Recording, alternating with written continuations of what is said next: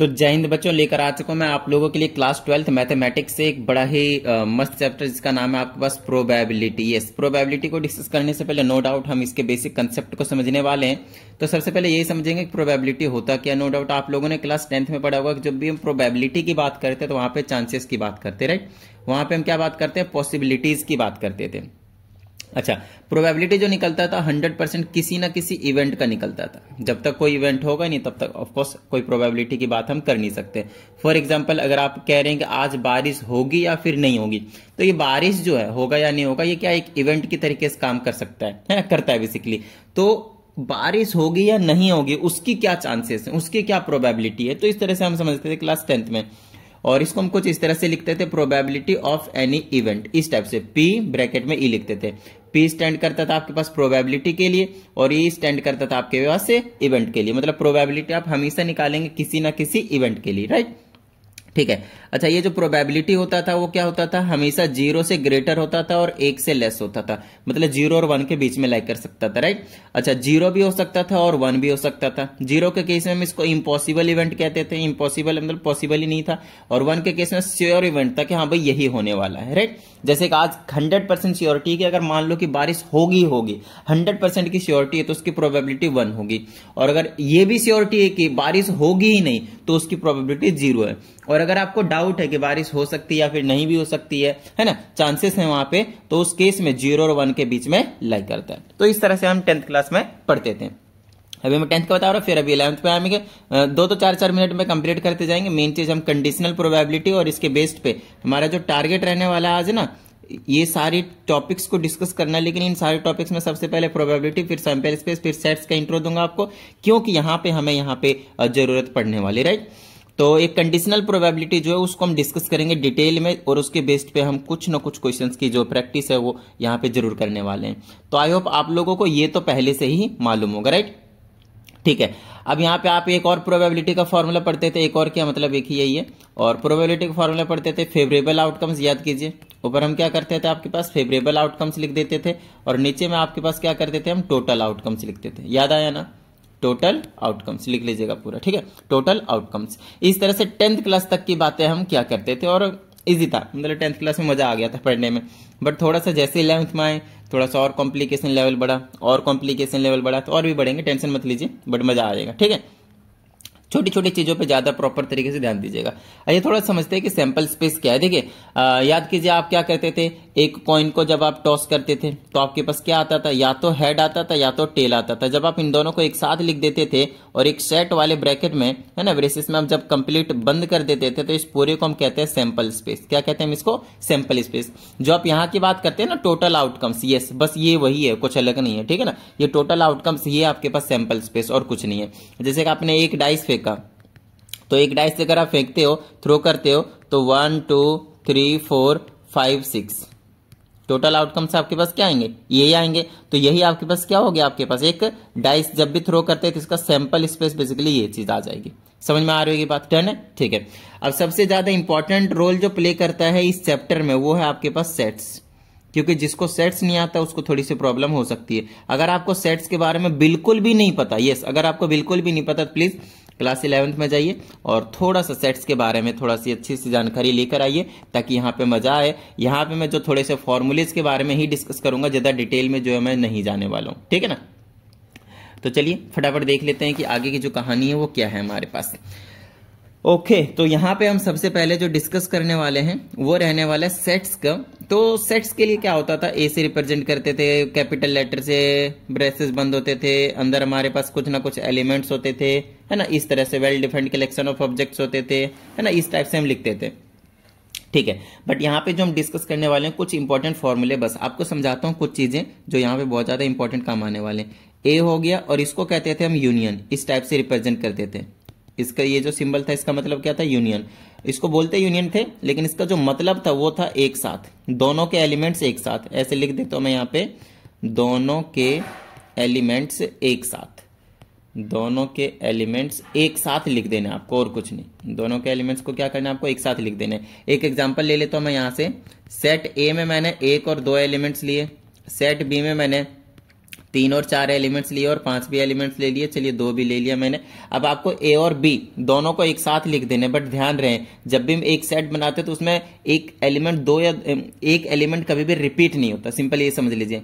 तो 1 2 एक लिखूंगा, 2 लिखूंगा, दूसरे सेट दोनों को कंबाइन करके लिखना है तो 2 दोबारा से नहीं लिखूंगा कि नहीं तो रिपीट हो जाएगा, तो 3 लिखूंगा, 4 लिखूंगा और 5 लिखूंगा। ये हो गया आपके पास यूनियन। यहाँ पे बड़े काम की चीज बताने वाला हूं, ध्यान समझिएगा, ठीक है ना। ये जो यूनियन होता है इसके जगह अगर यूनियन ना लिख कर दे आपको तो आपको ओ आर और करके लिख कर दिया हुआ रहेगा, तो इसका मतलब भी यूनियन ही होता है, तो घबराइएगा मत। अगर ए और बी लिखा है तो इसका मतलब है वो ए यूनियन बी है। समझ में आई इतनी बात। चलिए दूसरे टॉपिक को समझते हैं जिसको हम बोलेंगे इंटरसेक्शन। क्या बोलेंगे हम इसको? इंटरसेक्शन। इंटरसेक्शन को हम ऐसे रिप्रेजेंट करते थे ए इंटरसेक्शन बी, है ना, यूनियन का उल्टा कर दीजिए। वही फिर से कहानी आपके पास सेम रहेगी। मान लीजिए ए है, वही ऊपर वाला ले लेते हो एग्जांपल, सेट ए के अंदर 1 और 2 एलिमेंट है और जो दूसरा वाला सेट है आपके पास लेट से 2 3 4 एंड 5 एलिमेंट्स है। तो अगर आपसे ये बोला जाए कि हमें आपको ए इंटरसेक्शन बी निकाल कर देना है तो आप क्या करेंगे? दोनों में से आपकी बार ये कॉमन पोर्शन देखेंगे। इसका मतलब क्या होता है? Common portion. इसको इंटरसेक्शन बोलते हैं, इसका मतलब होता है कॉमन पोर्शन देखना आपको, दोनों सेट में क्या है, कॉमन है, ठीक है। चलिए तो दोनों में अगर आप कॉमन देखें जो दोनों में है वो आपके पास एलिमेंट 2 है, तो एक नया सेट बनाएंगे जिसमें सिर्फ और सिर्फ कॉमन एलिमेंट्स को लिखेंगे और ये आपके पास हो जाएगा ए इंटरसेक्शन बी। फिर से यहाँ पे एक इंपॉर्टेंट चीज बताने वाला हूं, ये इंटरसेक्शन के इस सिंबल के जगह आपको एंड ए एंड डी लिखकर भी मिल सकता है। तो ए इंटरसेक्शन बी का मतलब कुछ और नहीं, ए एंड बी होगा। तो ये एक बड़ा ही इंपॉर्टेंट रोल प्ले करता है, तो अच्छे से ध्यान रखिएगा। बिल्कुल बेसिक बेसिक चीजें मैं आप लोगों को बता रहा हूं। यहाँ पे एक और चीज खास बात है, probability of A union B अगर मैं बात करता हूं, ठीक है ना, प्रोबेबिलिटी की बात कर रहा हूं। वैसे अगर मैं आप लोगों को बताऊं तो 10th क्लास में, सॉरी 11th क्लास में, यस 11th क्लास की बात कर रहा हूं। 11th क्लास में आप लोगों ने यहाँ पे एन लगाकर पढ़ा होगा formula, number of A plus में नंबर ऑफ बी और माइनस का होता था number in A intersection B, ये वाला फॉर्मूला पढ़ा होगा। यहाँ पे हम इसी फॉर्मूले को कैसे पढ़ेंगे पता है? इसी फॉर्मूले को हम पढ़ेंगे, एन की जगह लिख देंगे हम पी, एन की जगह क्या लिख देंगे हम पी। तो probability of A union B that will be equal to probability of A plus में प्रोबेबिलिटी ऑफ बी और साथ में रहेगा माइनस का probability of A intersection B. बड़ा ही इंपॉर्टेंट फॉर्मूला है, इसको हम फ्रीक्वेंटली यूज करने वाले हैं, तो बड़े प्यार से इसको याद कर लीजिए, बहुत ज्यादा इंपॉर्टेंट फॉर्मूला। तो चलिए आपको एक मस्त सा फॉर्मूला बताता हूं जो आप फ्रिक्वेंटली यूज कर सकते हैं यहाँ पे, जिसका नाम है आपके पास 11th क्लास से आया है, कुछ अलग नहीं है आपके पास, डी मॉर्गन्स लॉ, ठीक है ना। क्या नाम है इसका आपके पास? डी मॉर्गन्स लॉ, ठीक है। डी मॉर्गन्स लॉ को हम फ्रीक्वेंटली यूज करेंगे, तो और सिर्फ यहाँ पे आप क्लास 12 तक की बात नहीं करेंगे, 11th का है बट आप सिर्फ 12th तक की बात नहीं करेंगे, आप कॉलेज में भी इसको फ्रीक्वेंटली यूज करने वाले हैं, ठीक है ना। तो चलिए इसका कहना है कि भाई अगर आपके पास ए यूनियन बी है और अगर आपके पास पूरे का कॉम्प्लीमेंट है, यस पूरे का कॉम्प्लीमेंट है, आप इसको लिख सकते हैं ए का कॉम्प्लीमेंट और यूनियन जो इंटरसेक्शन में बदल जाएगा और साथ में आपके पास आएगा बी का कॉम्प्लीमेंट। थोड़ा सा ये चीज एक्सप्लेन कर देता हूं मैं कि ये जो कॉम्प्लीमेंट उसका क्या मतलब है। देखिए अगर आपके पास एक यूनिवर्सल सेट है जिसके अंदर 1 से लेकर मान लीजिए कि 10 तक एलिमेंट्स है, ठीक है। अगर आपके पास एक सेट ए है जिसके अंदर एलिमेंट्स मान लीजिए 1 से लेकर 5 तक, एक एग्जांपल के तौर पे, ठीक है। तो अगर आपको बोला जाए कि ए का कॉम्प्लीमेंट निकालिए, ए का कॉम्प्लीमेंट निकालिए, तो आप पता है क्या करेंगे? ए के एलिमेंट को छोड़ देंगे, क्योंकि इसका मतलब है ए के एलिमेंट नहीं। तो आप ए के सारे एलिमेंट अगर आप छोड़ देते हैं तो क्या बचेगा? 6 से लेकर 10 तक बचेगा। समझ में आ रही होगी बात? तो ए को हटा दिया और जो बचा that will be the A complement, ठीक है।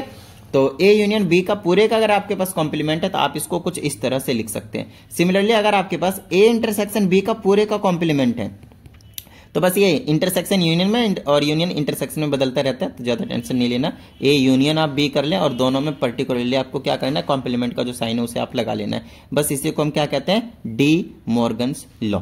समझ में आई होगी इतनी बात, तो डन है, ठीक है। तो ये जो अभी मैंने आप लोगों को सेट्स के कंसेप्ट बताए, सिर्फ इतना ही नहीं और भी हम यूज करेंगे, बट प्यार से धीरे धीरे से आपको और भी समझाया जाएगा। अभी के लिए सिर्फ आप इतना ही याद रखें, ठीक है। चलिए अब हम आ जाते हैं अपने उस टॉपिक पे जिस टॉपिक को पढ़ने के लिए बेसिकली हम यहाँ पे आए हैं, and that is conditional probability. तो चलिए फटाफट देख लेते हैं कि यार कंडीशनल प्रोबेबिलिटी में हमें क्या देखने को मिलेगा, ठीक है। नो डाउट आपको जैसे कि नेम सजेस्ट कर रहा है कंडीशनल प्रोबेबिलिटी, तो ये 100% क्या बताएगा भाई? कंडीशन के बारे में। मतलब एक कुछ ना कुछ पर्टिकुलर आपको कंडीशन जो है वो दिए जाएंगे। तो क्या कंडीशन है यहाँ पे वो चीज देख लेते हैं। यहाँ पे सबसे पहले जो आपको कंडीशन दी जाएगी ना वो रहेगा कि 2 इवेंट्स होंगे। पहला ए और दूसरा बी। दो इवेंट्स में से कोई सा एक पहले ही हो चुका होगा, है ना, कोई सा भी एक इवेंट पहले ही हो चुका होगा, पहले ही हो चुका होगा, हो चुका होगा। समझ में आ रही होगी बात, ठीक है ना। दो इवेंट में से एक इवेंट पहले ही हो चुका होगा, हम उसकी बात नहीं करेंगे, है ना। आपको दोनों में से किसी एक को निकालना होगा, एक ऑलरेडी अकर हो चुका होगा और एक आपको निकालनी है, एक की प्रोबेबिलिटी आपको निकालनी है। तो सर हमें समझ में नहीं आ रहा, आप समझाइए थोड़ा सा कैसे करेंगे। देखिए इसको मैं ऐसे लिखते हैं, probability of A upon B, और एक लिखेंगे probability of B upon A. देखिए जो ऊपर लिखा है, जैसे ये लिखा है यहाँ पे ऊपर, इसका मतलब आपको इसी की प्रोबेबिलिटी निकालनी है। इसका मतलब होगा what is the probability of A, इसका मतलब हो गया कि probability of A if event B has already occurred. ये कहानी आपके पास। अगर बी इवेंट पहले ही हो चुका है तो इवेंट ए होने की क्या प्रोबेबिलिटी है, इसका ये मतलब है। जैसे कि यहां पे आप देखें बी पहले लिखा है, इसका मतलब आपको बी की निकालनी है, जबकि यहां पे ए ऑलरेडी हो चुका है। बस इसकी जगह ए की जगह बी कर दीजिए और बी की जगह ए कर दीजिए। इसका मतलब आपको ठीक इसका उल्टा देखने को मिलेगा। यहां पे आपके पास इसका जो एक पर्टिकुलर फॉर्मूला होता है वो मैं आप लोगों को बता देता हूं, अच्छे से समझिएगा। Probability of A upon B that is equal to probability of A intersection B divided by में, जो हो चुका है उसे आप नीचे लिखेंगे, जो इवेंट ऑलरेडी हो चुका है उसकी प्रोबेबिलिटी आप क्या करेंगे, नीचे लिखेंगे। दूसरी चीज प्रोबेबिलिटी ऑफ, अगर बी अपॉन ए आया, ऊपर सेम रहता है, नो डाउट इस केस में हम बी इंटरसेक्शन ए लिखेंगे, लेकिन ए इंटरसेक्शन बी हो या फिर बी इंटरसेक्शन ए हो, बात एक ही होती है। तो ऊपर वाले बिल्कुल सेम रहते हैं, न्यूमरेटर वाले। डिनोमिनेटर में हमेशा आप वो लिखेंगे जो इवेंट ऑलरेडी हो चुका है, मतलब जो डिनोमिनेटर में है वही वाले। यहां पे आप कंडीशन लगाएंगे यार प्रोबेबिलिटी ऑफ बी कभी भी 0 के इक्वल नहीं हो सकता। यहां पे आप कंडीशन लगाएंगे यार प्रोबेबिलिटी ऑफ ए कभी भी इक्वल टू 0 नहीं हो सकता। नो डाउट डिनोमिनेटर वाली वैल्यूज कभी 0 हो नहीं सकते, आप बचपन से पढ़ते हुए आ रहे हैं, बचपन से तो नहीं बट ठीक है ना। यहां तक तो ये चीज आप लोगों को मालूम था। बेसिकली इनके बेस पे जब तक आप क्वेश्चन नहीं करेंगे ना, नो डाउट आपको चीजें क्लियर नहीं होंगे, इस चीज की तो गारंटी है, ठीक है ना। तो हमें ज्यादा टेंशन लेने की कोई जरूरत नहीं है। अब भी है ना, अभी हम आप लोगों को क्वेश्चंस करवा के ये सारे टॉपिक्स को एकदम मस्त तरीके से क्लियर करवा देंगे, ज्यादा टेंशन लेने की हमें कोई भी जरूरत नहीं है। कंडीशनल प्रोबेबिलिटी में आपको सिर्फ और सिर्फ ये दो चीजें याद रखनी है, और इन दो चीजों को याद रख के नो डाउट ऊपर की जो जितनी भी चीजें आपको मैंने आज समझाया है वो सारी चीजें आपको पता होना ही चाहिए। इसके बिना कोई बात जो है वो नहीं बनने वाली। प्रोबेबिलिटी कभी भी नेगेटिव में नहीं होती, ध्यान रखिएगा। समझ में आ रही होगी बात, डन है। चलिए तो अगर आप लोगों को यहां तक समझ में आ गया है तो चलिए अब हम आगे बढ़ते हैं, मूव ऑन करते हैं टुवर्ड्स आवर क्वेश्चंस। ठीक है, तो देखिए हमने यहाँ पे आपके लिए एक क्वेश्चन लिखा है, बड़ा ही मस्त क्वेश्चन है। इस क्वेश्चन को करने के बाद आपका दिमाग जो थोड़ा सा खुल जाने वाला है, राइट। देखिए आपका जो प्रोबेबिलिटी ऑफ ए दे रखा है वो आपके पास 5/11 है, प्रोबेबिलिटी ऑफ बी जो दे रखा है वो आपके पास 6/11 है, and probability A union B दिया है, ध्यान रखिएगा ए यूनियन बी दिया है, दैट इज 7/11 है। नो डाउट अच्छी बात है, ठीक है। अब आइए कि फाइंड आउट क्या करना है। देखिए हमें फाइंड आउट करना है A upon B, probability of A upon B. अभी मैंने आप लोगों को समझाया कि probability of A upon B का मतलब है ए की प्रोबेबिलिटी निकालनी है जबकि जो इवेंट बी ऑलरेडी हो चुका है, राइट। तो यहाँ पे हम इसकी जो फॉर्मूला होता था हमारे पास वो ऐसे लिख सकते थे, probability of A intersection B और डिवाइडेड बाय प्रोबेबिलिटी जो हो चुका है, इस तरह से। जहां पे no doubt probability of B को हम ऐसे मेंशन करेंगे कि 0 के इक्वल कभी नहीं हो सकता। अच्छी बात है। अब अगर आप नोटिस करें तो आपको क्या चाहिए उस पर फोकस करना है, क्या चाहिए उस पर फोकस करना है। अगर मुझे ये चीज फाइंड आउट करनी है तो उसके लिए मुझे तो एक तो ए इंटरसेक्शन बी चाहिए और फिर हमें उसकी प्रोबेबिलिटी निकालनी पड़ेगी। तो ए इंटरसेक्शन बी की प्रोबेबिलिटी हमें क्या गिवन है, देखिए इन तीनों में से कोई सा भी नहीं है। हमें जो दे रखा है ये यूनियन दे रखा है, और यूनियन से इंटरसेक्शन कैसे निकालना है वो आपको हेल्प करने वाली है सेट्स।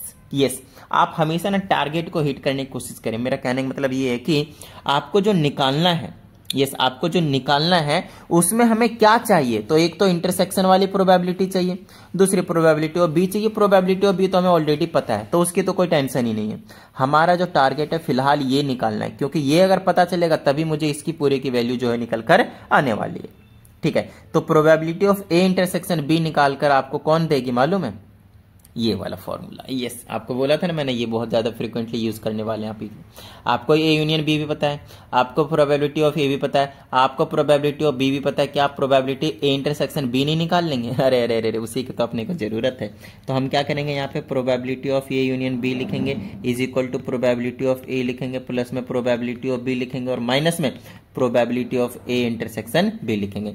तो ए यूनियन बी में क्या है हमारे पास, देखिए ए यूनियन बी में क्या है आपके पास 7/11 है, तो इसके जगह पे 7/11 रखिए is equal to probability of A क्या है ना। वीडियो को पॉज करके आप कोशिश करें खुद ही निकालने इसको फटाफट जल्दी से। 5/11 और 6/11 है, तो इसके जगह पे 5/11 करेंगे और इसके जगह पे क्या करेंगे 6/11 करेंगे, और माइनस का probability of A intersection B, इसकी वैल्यू निकालनी है। तो मैं क्या करता हूं, इधर में सॉल्व कर लेता हूं 5/11, इसको सॉल्व करूंगा तो 11/11 आएगा, और ये माइनस का आ जाएगा probability of A intersection B, है ना। आगे मैं अगर इसको सॉल्व करता हूं तो ऐसे कुछ लिख लूंगा, इसको मैं ऐसे ही रखता हूं probability of A intersection B, और इसको मैं इधर लेकर आता हूं, तो 7/11 में से माइनस हो जाएगा 11/11। नो डाउट मैं इसको काटकर 1 बना सकता था, 11/11 को नहीं काटा, पता है क्यों?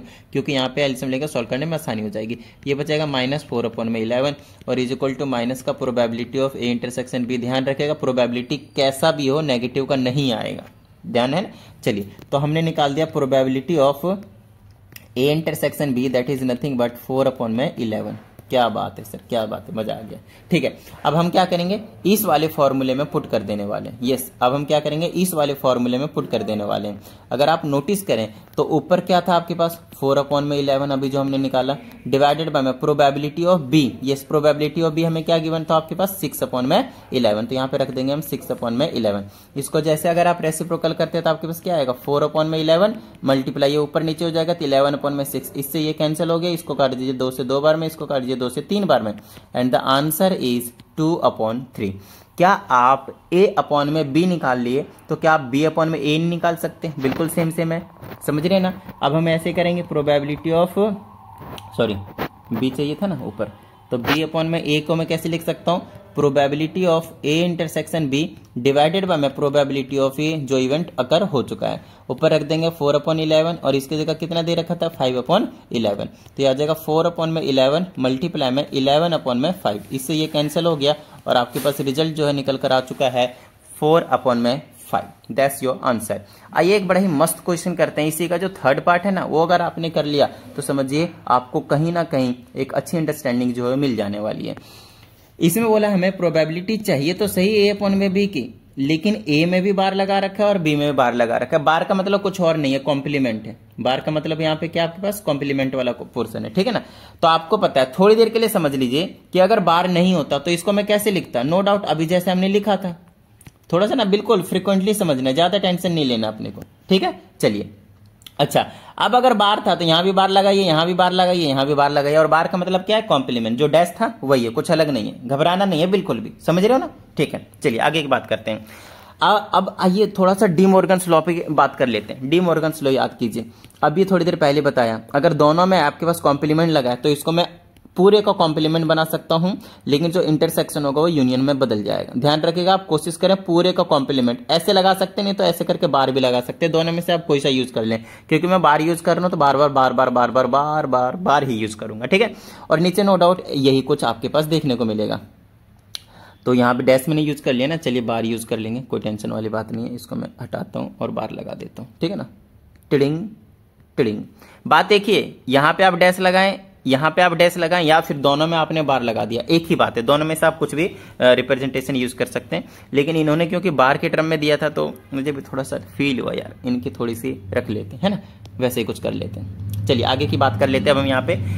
अब बात आती है सर, यहाँ पे हमारे पास बार के फॉर्म में आ चुका है, तो बार के फॉर्म में यार कैसे निकालें हम, तो कोई टेंशन वाली बात नहीं है।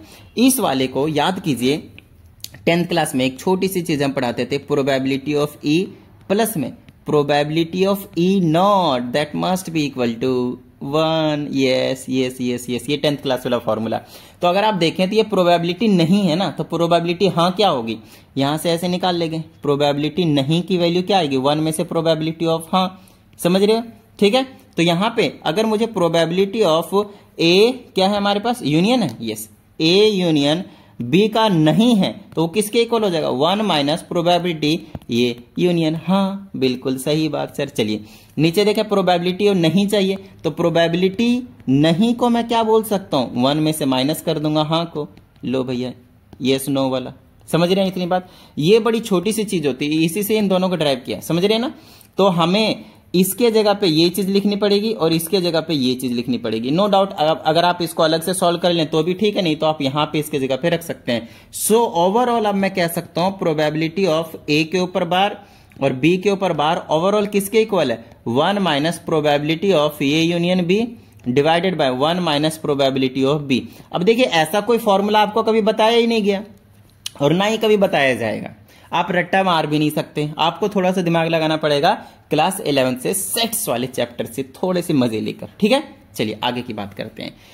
अब अगर मैं यहां से बात करता हूं तो प्रोबेबिलिटी ए के ऊपर बार बी के ऊपर बार, अगर आप नोटिस करें यहां आपको ये भी पता है ना, ये भी पता है, अभी अभी तो निकाला था ए यूनियन बी, कितना निकला था, ए यूनियन बी दे रखा है, निकला क्या था, दे रखा है, क्या है question question question question question question question tiding tiding tiding tiding tiding tiding, ये तो कंसेप्ट बताया था ना मैंने, नहीं ये रहा ये यूनियन भी क्या है 7/11, तो ऊपर रख देंगे टिडिंग करके 7/11, ठीक है? नीचे रख देंगे 1 माइनस प्रोबेबिलिटी ऑफ बी, शायद 6/11 था वो, है ना? चलिए ये हमने पुट कर दिया टिडिंग। अब इसको हम सॉल्व कर देंगे और हमारा जो काम है वो बन जाएगा। इसको एलसीएम लेकर सॉल्व करेंगे, कितना आ जाएगा 11 minus 7/11 tiding, 11 minus 6/11 tiding tiding. अब रेसिप्रोकल करके सॉल्व कर सकते हैं, 11 माइनस 7 कितना बचेगा 4, 11 माइनस 6 कितना बचेगा 5, लो इसका भी आंसर कितना है 4/5। समझ में आई होगी इतनी बात, ये क्वेश्चन डन है, ठीक है? ओके, तो अनदर क्वेश्चन इसमें देखिए क्या लिखा हुआ है, ए डाई इज रोल्ड ट्वाइस, मतलब आपके पास जो डाई है उसे 2 बार थ्रो किया गया है, तो हमसे बोला गया है and the sum of the numbers appearing is observe to be 7, मतलब जो 2 नंबर्स दोनों में मिलते हैं, पहले में एक नंबर दूसरे में दूसरा नंबर, उन दोनों को अगर मैं ऐड करता हूं तो 7 ऑब्जर्व किया गया है, ठीक है? हमसे पूछा गया what is the conditional probability, no doubt अभी हम कंडीशनल प्रोबेबिलिटी ही कर रहे हैं, तो हमसे पूछा गया कि कंडीशनल प्रोबेबिलिटी क्या है, that the number 2 has appeared at least once, मतलब कम से कम एक बार आया हो 2, उसकी क्या प्रोबेबिलिटी है। तो समझिएगा यहाँ पे हमेशा आपके पास 2 इवेंट रहेंगे, तो एक पहला इवेंट हो गया, एक दूसरा इवेंट हो गया। पहला इवेंट क्या है कि सम होना चाहिए 7, समझिएगा बहुत अच्छे तरीके से समझिएगा, सम होना चाहिए 7। तो देखिए जब भी एक डाई को 2 टाइम्स रोल किया जाता है तो इस टाइप का आपने जरूर से जरूर 11th क्लास में या फिर 10th क्लास में ही बेसिकली बनाया होगा, राइट?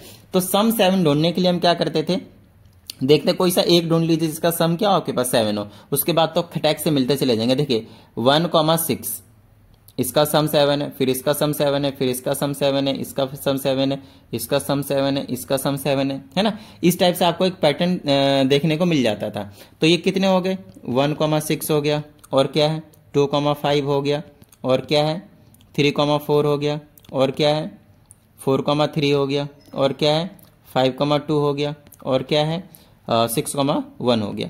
तो ये कुछ ऐसे आउटकम्स थे जिनका अगर मैं सम कर देता हूं तो 7 आएगा। तो इसे मैंने एक पहला वाला इवेंट कह दिया। चलिए मैं दूसरे वाले इवेंट की बात करता हूं। दूसरे इवेंट में बोला है कि 2 has appeared at least once. इसका मतलब एटलीस्ट का मतलब समझिएगा, एटलीस्ट का मतलब होता है कम से कम, यस कम से कम एक बार। देखिए एटलीस्ट वंस बोल दिया ना, तो इसलिए एक बार बोला मैंने, तो एटलीस्ट वंस मतलब कम से कम एक बार और एक से ज्यादा बार भी हो सकता है। इसका मतलब ये कि जिसमें 2 है वो मैं 100% ले लूंगा, जिसमें 2 है उससे मुझे 100% लेना ही लेना है। तो चलिए ले लेते हैं फटाफट। जिसमें 2 है तो एक तो ये पूरा का पूरा आ जाएगा जिसमें 2 आपको देखने को मिल रहा है, दूसरा आपके पास ये वाला आ जाएगा जिसमें आपको 2 देखने को मिल रहा होगा। समझ में आ रही होगी इतनी बात, ये चीज रहने वाला आपके पास। तो इन सबको मैं यहां पे लिख देता हूं 1,2 और क्या है 2,2 है टिडिंग टिडिंग टिडिंग, तो यहां पे लिख देता हूं 2,2, 3,2 टिडिंग 3,2, 4,2, 5,2 एंड 6,2। ये तो हो गया ए वाली लाइन मैंने लिखी है। अब इधर वाली लिखनी पड़ेगी तो 2,1 हो जाएगा 2,1। ये 2,2 ऑलरेडी मैं लिख चुका हूं, ये वाले ना दोबारा आपको नहीं लिखना, ध्यान रहे, ठीक है? फिर आप 2,3 पे चले जाएंगे और किस पे आएंगे 2 4 पे आएंगे, फिर 2 5 पे आएंगे and then you will come at 2 6। So overall ये हो जाएगा आपके पास सेट बी। आपके पास पहला इवेंट तैयार है, आपके पास सेकंड वाला इवेंट तैयार है। अब आपसे कंडीशनल प्रोबेबिलिटी किसकी पूछी, यहीं पे बच्चे कंफ्यूज होते हैं। कंडीशनल प्रोबेबिलिटी किसकी पूछी है उस पर थोड़ा सा आपको नजर मारना है। कंडीशनल प्रोबेबिलिटी पूछी है 2 जो कि कम से कम एक बार आया हुआ है। इसका मतलब ये है कि देखिए इसमें एटलीस्ट वंस बोला मतलब एक बार तो आया हो, एक से ज्यादा बार भी आया हो तो कोई दिक्कत नहीं, इसलिए मैंने ये वाला भी ले लिया था। मतलब आपको इसी की प्रोबेबिलिटी निकालनी है बी की। अच्छा, अगर आपको प्रोबेबिलिटी बी की निकालनी है तो 100% प्रोबेबिलिटी ए ऑलरेडी अकर हो चुका होगा। तो इसको मैं ऐसे ही लिखूंगा, probability of A intersection B divided by में प्रोबेबिलिटी ऑफ ए। समझ में आई होगी बात इतनी, डन है। चलिए, तो probability of A intersection B, तो पहले तो आपको ए इंटरसेक्शन बी ही निकालने की जरूरत पड़ेगी, समझ रहे हो ना। पहले आपको प्रोबेबिलिटी ए इंटरसेक्शन बी निकालना है, तो इन दोनों में देख लीजिए कॉमन पोर्शन कौन सा है। नो डाउट कॉमन वही आएगा जिसमें क्या होंगे ट्विंग ट्विंग, जिसमें 2 होंगे, मतलब मेन चीज वही होंगे। तो 2,5 इसमें भी देखने को मिलेगा और इसमें भी देखने को मिलेगा, 5,2 इसमें भी देखने को मिलेगा और इसमें भी देखने को मिलेगा। चलिए, तो ये 2 ही कॉमन है, तो यहाँ पे लिख देता हूं मैं 2,5 और दूसरा लिख देता हूं मैं 5,2। ठीक है, ये हो गया। अब इसकी प्रोबेबिलिटी निकालूंगा तो है कितने, ये 2 ही तो हैं, तो यहाँ पे लिख लेता हूं 2 अपॉन में टोटल आउटकम्स कितने थे भाई 36, तो आप ऐसे करके 2/36 लिखेंगे। अच्छा, प्रोबेबिलिटी ऑफ ए, क्योंकि देखिए पी का मतलब क्या प्रोबेबिलिटी, आपको ध्यान रखा प्रोबेबिलिटी फाइंड आउट करनी है।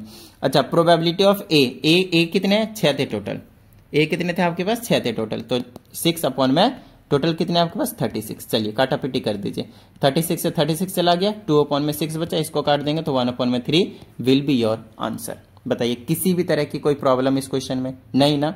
ओके, देखिए एक बड़ा ही मस्त क्वेश्चन है। हमारे पास एक कपल है, हमारे पास नहीं है, एक कपल है, बस ऐसे समझ लीजिए, मतलब हस्बैंड और वाइफ, उनके 2 बच्चे, आए है 2 बच्चे। चलिए, अब 2 बच्चे में से देखिएगा समझिएगा, सबसे पहले तो आपको यहाँ पे आगे बढ़ने से पहले आप यहाँ पे सबसे पहले क्या करेंगे, सैंपल स्पेस तैयार करेंगे। तो सैंपल स्पेस कैसे तैयार किया जाएगा, देखिए 2 चिल्ड्रन है, 2 बच्चे होने का मतलब ये है कि, है ना, 2 बच्चे होने का क्या मतलब है ना, कुछ गलत मत लेके चला जाना। 2 बच्चे होने का मतलब है कि हो सकते हैं, यहाँ पे स्पेसिफाई नहीं किया कि कोई बॉयज है या फिर गर्ल है, कुछ भी हो सकता है, ठीक है ना। तो 2 बच्चे हैं तो एक बॉय एक गर्ल हो सकता है, या फिर दोनों ही गर्ल हो सकते हैं, या फिर दोनों ही बॉयज हो सकते हैं। तो समझिएगा, मैं बॉयज को यहाँ पे बी से रिप्रेजेंट कर रहा हूं और जो गर्ल्स हैं उसको मैं जी से रिप्रेजेंट कर रहा हूं, ठीक है। और बॉयज क्योंकि 2 पॉसिबिलिटीज हैं तो B1 और B2, और गर्ल्स के 2 पॉसिबिलिटीज हैं तो G1 और G2। तो जो टोटल पॉसिबिलिटीज निकल कर आएंगे, जो टोटल सैंपल स्पेस में निकल कर आएंगे, हो सकता है दोनों ही बॉय हो, तो B1 और B2 ये 2 बच्चे हो सकते हैं, या फिर हो सकता है पहले एक लड़का हुआ हो फिर एक उसकी लड़की हुई हो, तो B1 और B1 लड़का हो गया तो वहीं पे क्या आ जाएगा आपके पास G2 आ जाएगा। समझ में आ रही है बात, ठीक है। अच्छा, अगले की अगर मैं बात करता हूं तो मेरे पास क्या आएगा, हो सकता है लड़की पहले हुई हो सकता है ना कि लड़की क्या हो पहली हुई हो, मतलब G1 पहली लड़की हो गई है, बाद में जो लड़का हुआ वो दूसरा हो, या फिर ये भी हो सकता है पहली लड़की हुई तो दूसरी भी लड़की ही हुई होगी। बॉय और गर्ल की बात है भाई, बहुत अच्छे तरीके से समझना आप लोगों को, समझ में आ रही है बात। So the Elder child is a boy. अच्छा, ये मैं क्यों पढ़ रहा हूँ, सॉरी। तो अभी आपको समझ में आया कि सैंपल स्पेस कैसे तैयार किया जा रहा है। आपके पास 2 चिल्ड्रन थे, 2 चिल्ड्रन की पॉसिबिलिटीज क्या है, हो सकता है पहले एक लड़का हुआ फिर दूसरे भी लड़का हो गया, पहले एक लड़का हुआ तो दूसरी एक लड़की हो, या फिर पहले एक लड़की हुई तो दूसरा एक लड़का हो गया हो, या फिर पहले एक लड़की हो तो दूसरी भी लड़की हो गई हो, यही एक पॉसिबिलिटीज है। तो टोटल 4 पॉसिबिलिटीज थे, वो मैंने 4 पॉसिबिलिटीज लिख दिए टोटल, मतलब ये आपके पास एक सैंपल स्पेस तैयार है। अब हमसे क्या फाइंड आउट करने के लिए बोला गया है, अब हम उस पर नजर मार लेंगे भाई। चलो फटाफट देख लेते हैं। तो हमसे कहा गया इसमें find the probability that the both are boys, है ना। तो हमें एक ऐसा इवेंट लेते हैं कि बोथ बॉयज कर देता हूं, दोनों ही क्या है बोथ बॉयज, दोनों ही क्या होंगे आपके पास बोथ बॉयज होंगे, और इसी की प्रोबेबिलिटी निकालनी है। If it is known that, अगर हमें पहले से पता हो कि पहले पार्ट 2 क्वेश्चन बनेंगे इसमें, तो पहले पार्ट में आते हैं, अभी दूसरे को इसको भूल जाइए, अभी थोड़ी देर के लिए भूल जाइए। One of the children is a boy, है ना। पहला तो ये है कि दोनों ही बॉय हैं और इसी की प्रोबेबिलिटी निकालनी है, और जो दूसरा इवेंट है वो आपसे बोला one of the children is a boy, उन दोनों में से कोई एक चिल्ड्रन है। तो सबसे पहले इसको सेट में तैयार करते हैं। बोथ बॉयज का मतलब पहला भी लड़का दूसरा भी लड़का, पहला भी लड़का और दूसरा भी लड़का, पहले सेट में यही आने वाले हैं। दूसरे सेट में आते हैं, इसमें देखिए इसमें क्या है, one of the children is a boy, उन दोनों में से कोई से एक चिल्ड्रन है जो एक बॉय है, तो हो सकता है ये भी हो सकता है, दोनों में से एक तो बॉय है, ये कोई दिक्कत वाली बात नहीं है। हो सकता है ये हो B1 G2, हो सकता है क्या G1 B2, बस इसमें नहीं आएगा तो क्या नहीं आएगा, ये दोनों लड़की वाले नहीं आएंगे, दोनों गर्ल्स वाले इसमें नहीं आएंगे। समझ रहे होंगे बात इतनी को, ठीक है। अब हमसे प्रोबेबिलिटी निकालनी है इस वाले की, प्रोबेबिलिटी निकालनी किसकी, ए की, कब, जब दूसरा इवेंट आपको नॉन है, जब दूसरा इवेंट आपके पास गिवन है। देखिए इसमें स्पेशली बोला गया है कि दूसरा ये जो इवेंट है वो नॉन है आपके पास, ठीक है ना। ये पहला पार्ट है। दूसरे पार्ट में भी आपके पास सेम काम करना है, प्रोबेबिलिटी इसी की निकालनी है, दोनों ही बॉयज की, लेकिन उस केस में जो सेकंड वाला इवेंट हो चुका होगा वो ये वाला इवेंट होगा, तो उसकी भी हम बात करेंगे, पहले पे आते हैं। तो इसका मतलब है probability of A intersection B पे जाएंगे और डिवाइडेड बाय में प्रोबेबिलिटी ऑफ बी पे आएंगे। इसमें तो किसी भी तरह की कोई डाउट नहीं होनी चाहिए, ठीक है। चलिए, तो probability of A intersection B, तो पहले ए इंटरसेक्शन बी पता तो चले।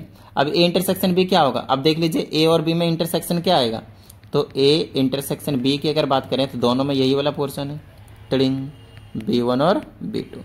अब इसकी प्रोबेबिलिटी निकालेंगे, probability of A intersection B क्या निकलेगा, ये है 1 और टोटल आउटकम्स कितने थे 4, लो भैया, तो इसकी जगह रख लेंगे 1/4 डिवाइडेड में प्रोबेबिलिटी ऑफ बी में है कितने 1 2 3 है, तो 3/4 प्रोबेबिलिटी निकालनी आती है ना, गिवन फेवरेबल आउटकम्स अपॉन में total number of outcomes, tiding tiding उड़ गया, 1/3 आंसर आ गया, ठीक है।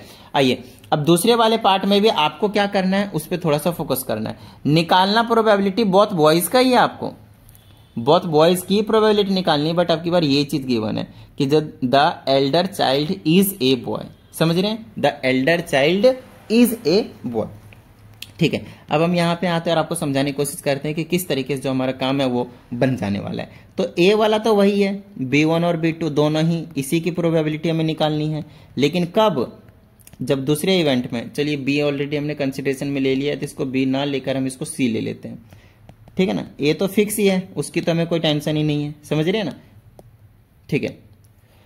अब क्या करते हैं, सी वाले में क्या करने को बोला, Elder child is a boy, यही बोला ना, Elder child is a boy. Elder child का मतलब क्या समझ रहे हैं आप, एल्डर मतलब जो बड़ा है, मतलब जो पहले पैदा हुआ होगा, मतलब उसको में बॉय रखा जाएगा, ये वाला होगा, ये वाला होगा, और इनमें से नहीं हो सकता कोई सा, पहले ही बॉय वाला होना चाहिए, समझ रहे हैं। तो ये पॉसिबिलिटी है B1 और B2, या फिर B1 लड़का पहले और लड़की बाद में हुई होगी, ये पॉसिबिलिटीज आपके पास देखने को मिलेंगे।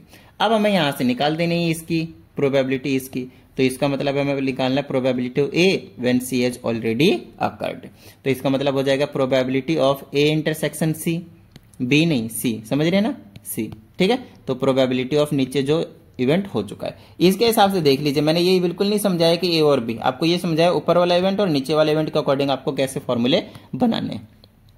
अब ए और सी के बीच में इंटरसेक्शन की बात करेंगे तो यही पोर्शन आएगा, एक आएगा, तो 1/, में टोटल आउटकम्स 4 थे, डिवाइडेड बाय में प्रोबेबिलिटी ऑफ सी मतलब 2 है तो 2/4, इससे ये उड़ गया, तो आपके पास क्या आ गया 1/2।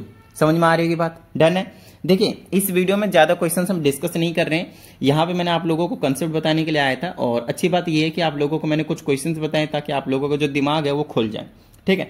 फिर भी अगर आपको क्वेश्चंस करने में प्रॉब्लम हो रही है, आपको बहुत सारी चीजें करने में समझ में नहीं आ रहे, तो आप इस व्हाट्सएप नंबर पे 7428 5256 5256 एंड लास्ट में 69, ठीक है, इस वाले पे आप क्वेश्चन को, अपने डाउट को व्हाट्सएप कर सकते हैं और आपको इसी टाइप से एक वीडियो सॉल्यूशन जो है वो मिल जाएगा। तो उम्मीद करता हूं आप सभी को समझ में आ गया होगा, और अगर ऐसा है तो फटाफट वीडियो को लाइक कर दीजिए, साथ ही अगर आप इस चैनल पे एक नए स्टूडेंट हैं तो चैनल को सब्सक्राइब करके बेल आइकन को जरूर प्रेस कीजिएगा। चलिए मिलते हैं अगली वीडियो में, प्रैक्टिस करते रहिएगा।